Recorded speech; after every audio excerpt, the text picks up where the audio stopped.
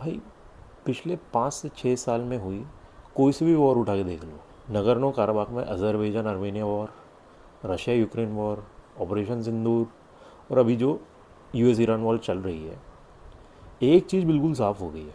The country that has the upper hand is the country that has embraced the military doctrine of affordable mass. Simple सा concept है, एक maths पे चलता है। You launch a low cost drone जिसका price है $20,000 से $50,000। Enemy को उसको न्यूट्रलाइज करने के लिए एक इंटरसेप्टर मिसाइल लॉन्च करनी पड़ेगी जिसका कॉस्ट होगा $300,000 to even $3 million, depending on the defense unit they are using, whether it's THAAD, whether it's Patriot, whether it's HQ9, whether it's S-300, कोई सा भी हो। अब इसका फंडा ये है that by launching these low cost drones, you are basically saturating the enemy air defenses. You are basically making the enemy run dry of its resources. अब जब ऑपरेशन सिंदूर हुआ था, इंडिया यूज्ड इसराइल के एल्बिट सिस्टम्स के Sky Striker loitering munitions.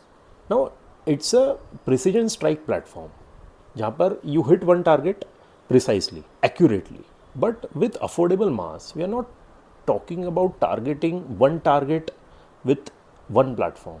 We are actually focusing about saturating every enemy radar, saturating every enemy air defense unit, and saturating every command node simultaneously, जिससे adversary का air defence runs out of missiles before you run out of drones. अब इसके लिए India को क्या करने की ज़रूरत है? ज़्यादा कुछ नहीं, 3 चीज़ें बस। पहला है इंडस्ट्रियल स्केल प्रोडक्शन।